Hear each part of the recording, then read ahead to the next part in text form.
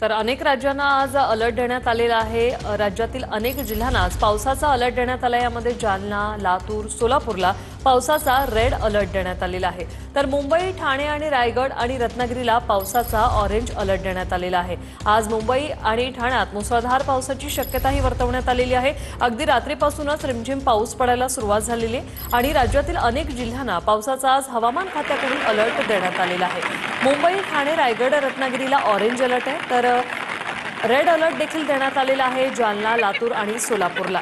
मात्र मुंबई, ठाण्यात आज मुसळधार पावसाची शक्यताही वर्तवण्यात आलेली आहे। राज्यभरात पावसाने उघडे पुन्हा एकदा दिलेली आहे। अनेक ठिकाणी मोठं नुकसान झालेलं आहे। आज पुन्हा एकदा पावसाची शक्यता जी आहे ती वर्तवण्यात आलेली आहे।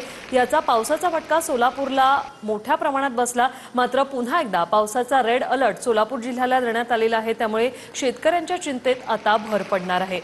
मुंबई, ठाणे, रायगड आणि रत्नागिरीला आज ऑरेंज अलर्ट आहे, तर सोलापूर, जालना आणि लातूरला रेड अलर्ट देण्यात आलेला आहे। मुसळधार पावसाची शक्यता वर्तवण्यात आलेली आहे। गेले काही दिवस पावसामुळे शेतकऱ्यांच्या हातातोंडाशी आलेला घास जो आहे तो हिरावला गेलेला आहे। मोठ्या प्रमाणात नुकसान झालंय। शेतकऱ्यांच्या शेतात पाणी शिरलेलं आहे, तर शेतकऱ्यांच्या घरातही पाणी शिरलेलं आहे। सागर सुरवसे आमचे प्रतिनिधी आपल्यासोबत थेट जोडलेले आहेत। सागर, आपण पाहतो एकीकडे सोलापूरला पावसाचा मोठा फटका बसला आहे आणि आज पुन्हा एकदा रेड अलर्ट, काय सांगाल, काय स्थिती?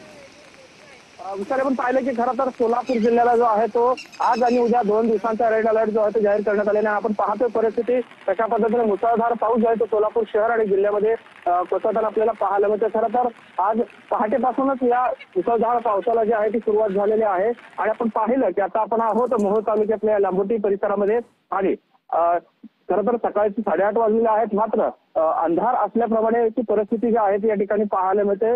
मोठ्या प्रमाणात ढग जे आहेत ते दाटून आलेले आहेत आणि आज दिवसभर रेड अलर्ट जो आहे तो जाहीर करण्यात आलेला आहे। खरं तर जिल्हाधिकाऱ्यांनी कालच स्पष्टपणे सांगितलेलं होतं की 2 दिवस सोलापूर जिल्ह्याला रेड अलर्ट जाहीर करण्यात आलेला आहे। त्याबरोबर खरं तर या सीना नदीमध्ये ज्यामुळे पूर आला त्या धाराशिव जिल्ह्यातल्या परळ तालुक्यातलं जे सीना कोळेगाव धरण आहे त्या पावसाला सुरुवात झाली। सागर, तुमच्याकडून अपडेट घेणार